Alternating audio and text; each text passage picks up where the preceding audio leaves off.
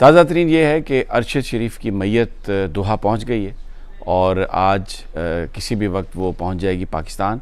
फिर उसके बाद उनकी तदफीन होगी। उनकी अहलिया की जानिब से जो ट्वीट आया, इट्स लाइकली कि उनकी तदफीन जो है वो जुमेरात को की जाए। दूसरी जानिब मैं कुछ आपको बताऊंगा कि पाकिस्तान के अंदर इस वक्त अब क्या सूरत हाल है।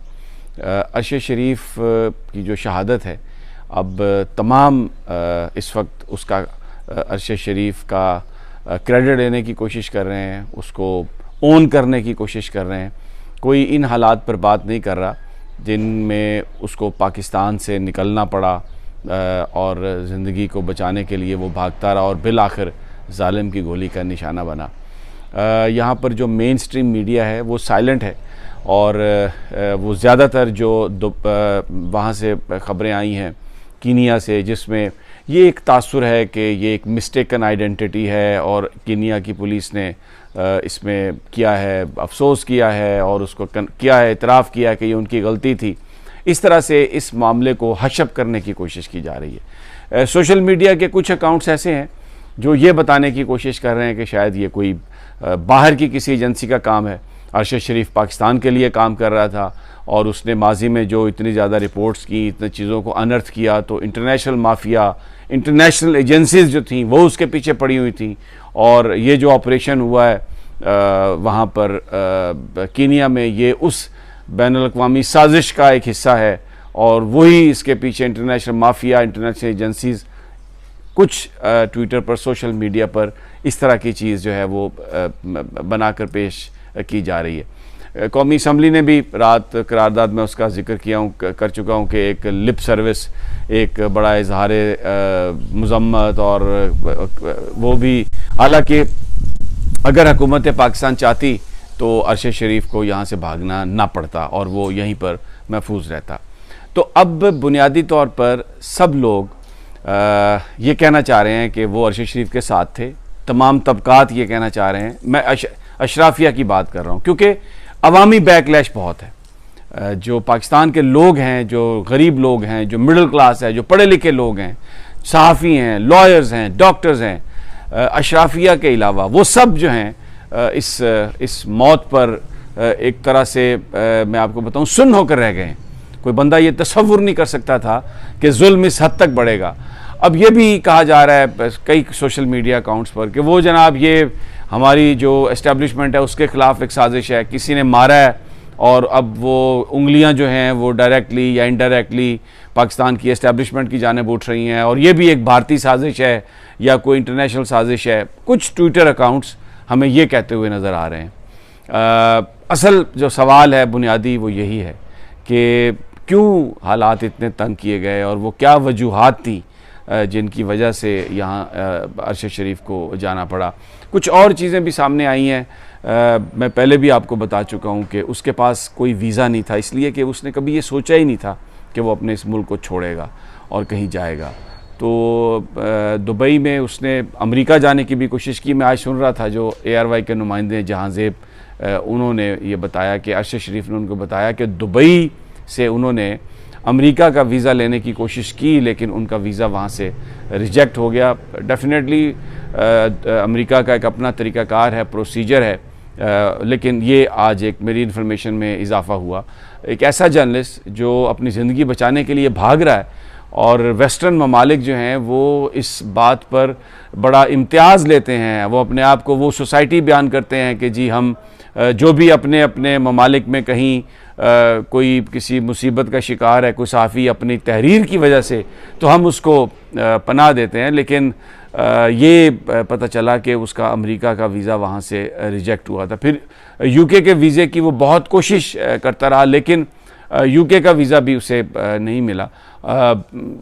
मौत से, अपनी शहादत से 2-4 दिन कबल कुछ इस किस्म की एक्टिविटी नज़र आती है जिसमें UK अथॉरिटीज़ जो हैं वो ये उनकी तरफ से ये था कि शायद they were thinking of giving him a visa. बहरहाल अब तदफीन होएगी और उनकी जो इस वक्त जो एक कि ये मर्डर किया किसने, मैंने रात भी अपने वीलॉग में ये कहा था कि शायद कीनिया का पेपर भी ये कह रहा है कि अब कहीं पता नहीं चल सकता कि हकीकत में क्या हुआ, किस तरीके से उनको शहीद किया गया, क्योंकि मैयत जो है एक जो कीनिया का सहाफ़ी है वो कहता है कि जो लोकेशन बताई गई है वो उससे कोई 70-72 किलोमीटर दूर उनकी बॉडी जो है वो मिली है और सड़क पर सिर्फ रोड़े रखे गए थे। जिस तरीके से गोलियां मारी गई वो भी नज़र आ रहा है कि जो टारगेट था वो अरशद शरीफ था, वो ड्राइवर नहीं था और शायद गाड़ी को रोकना भी मकसद नहीं था। ये सब चीज़ें आ चुकी हैं। अब इसकी क्या इंक्वायरी हो सकती है? Fact finding mission, United nation, मुझे बताएं यूनाइटेड नेशन भी किसकी सुनेगा? यूनाइटेड नेशन भी तो उसकी सुनेगा जो वहाँ पर डोमिनेट करता है। यूनाइटेड नेशन में तो कश्मीर का मसला भी है, क्या कश्मीरियों को आज़ादी मिली? यूनाइटेड नेशन में तो और बहुत सारे मसाइल हैं, क्या उनकी कहीं सुनवाई हुई, उनकी बात सुनी गई? जो ये बर्मा में, म्यांमार में जो हो रहा है, क्या उन लोगों की सुनी गई? तो यूनाइटेड नेशन अरशद शरीफ को क्या इंसाफ दे सकता है जब उसके अपने मुल्क में, जब उसके अपने हमवतनों ने उसको यहाँ पे रहने नहीं दिया और वो यहाँ से भागा और फिर बिलाखिर मुझे तो ये यकीन है कि वो उन्हीं की गोलियों का निशाना बना जो यहाँ से, जिन्होंने उसे भागने पर मजबूर किया। तो वो क्या इंसाफ देंगे? ये बहस चलती रहेगी, पाकिस्तान में जंग भी जारी रहेगी, स्ट्रगल जिसे मैं कहता हूँ, पॉलिटिकल स्ट्रगल जो इस वक्त चल रही है और जिसका कल इमरान खान साहब ने वादा किया कि वो चोरों डाकुओं को मुसल्लत नहीं होने देंगे। और यही बात थी अरशद शरीफ की, जो वो टेक्निकल अंदाज में करता था, इंतहाई प्रोफेशनल अंदाज में करता था, इन्वेस्टिगेटिव रिपोर्टर था, सबूत लेके आता था और बताता था कि ये माफिया पाकिस्तान को किस तरह खा रही है और इस सारी कहानी के पीछे कौन कौन लोग हैं। अब सब ये कह रहे हैं आके कि जी अरशद शरीफ हमारा था और उसकी जो शहादत है उसकी, क्योंकि ये बहुत भारी बोझ है, कौम माफ़ नहीं करेगी, तो हर कोई अब ये कहने की कोशिश कर रहा है कि जनाब ये हमारा काम नहीं है, ये तो दुश्मन की वारदात है। हमारा तो अरशद शरीफ बहुत ही प्यारा था।